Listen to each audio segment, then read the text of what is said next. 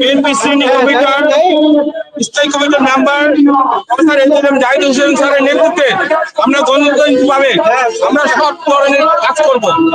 আমরা যে স্বৈরাচারী বিরোধী আন্দোলনে অংশগ্রহণ করেছি, এখন আমরা স্বৈরাচারী এবং বর্তমানে যারা ফ্যাসিবাদ রাজাকার তাদের বিরুদ্ধে আমরা অংশগ্রহণ করছি এবং আমরা গণতান্ত্রিক উপায়ে প্রত্যেকটা ক্ষেত্রে যাতে এগুলো সুষ্ঠুভাবে হয়, শান্তিভাবে আমরা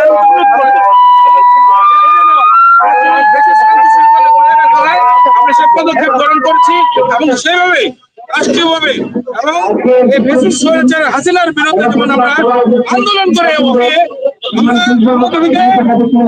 প্রচারিত করেছি, এদেশে যারা রাজাকার একাত্তর স্বাধীনতা বিরোধী আমরা রাজনৈতিক উপায়ে আমরা রাজনীতির মাঠ ছাড়ি নাই, আমরা রাজনীতির কাউকে ইজারা দেয় নাই, আমরা গণতান্ত্রিক উপায়ে তাদেরকে বলবো যে আমরা তারা সংযুক্ত হয়ে কথা বলে যেন আমাদের প্রান্তীয় নেতা জনাব তারেক রহমানের বিরুদ্ধে কোন ধরনের অশালীন কুরুচিপূর্ণ বাল্য খেলা কোন ধরনের কটূক্তি যেন না করে আমরা তাদের কাছে প্রথমত রিকোয়েস্ট করব।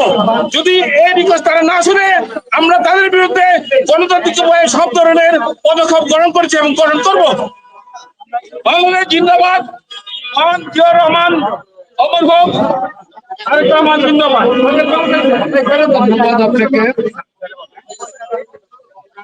মূলত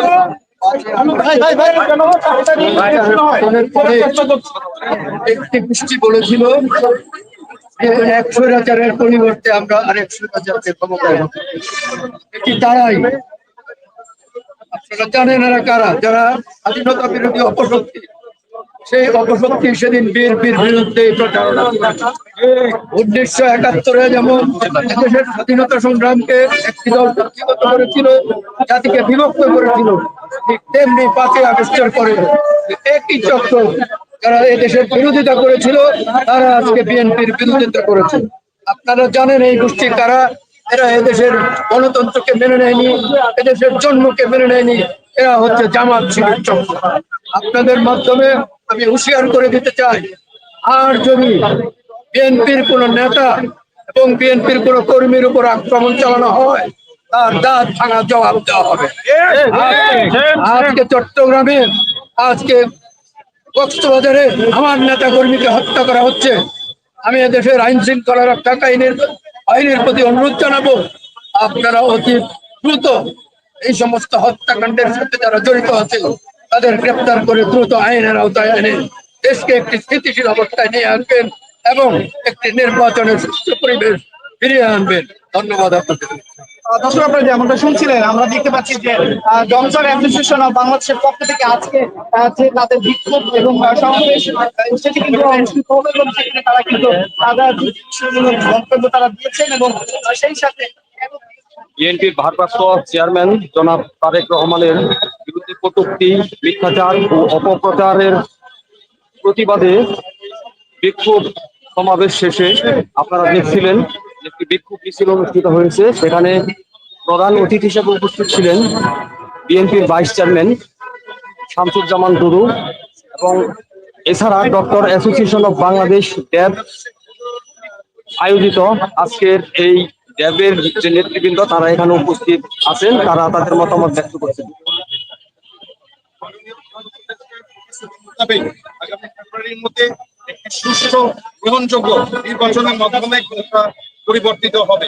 বাংলাদেশের সবচেয়ে বড় দল শহীদ জিয়া রহমানের আদেশে তৈরি যে দল এবং খালেদা জিয়া এবং জনাব তারেক রহমানের নেতৃত্বে যে দল চলছে, বাংলাদেশ জাতীয়তাবাদী দল, জনগণের দল, আমরা আশা করি ইনশাল্লাহ আপনাদের সমর্থন দিয়ে এবং সমস্ত ষড়যন্ত্র বুঝে দিয়ে তারা ক্ষমতায় আসবে।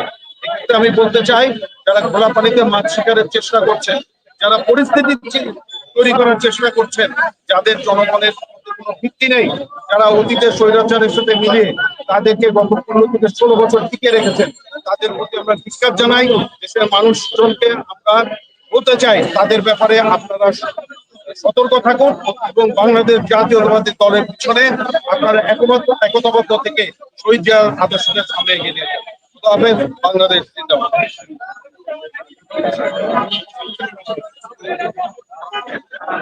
আপনারা শুনছিলেন যে তারেক রহমানের বিরুদ্ধে যে অপপ্রচার এবং মিথ্যাচার এর প্রতিবাদে আজকের এই ডক্টর অ্যাসোসিয়েশন অফ বাংলাদেশ কর্তৃক আয়োজিত এই প্রতিবাদ সমাবেশে নেতৃবৃন্দ তাদের মতামত ব্যক্ত করছেন। ধন্যবাদ সবাইকে।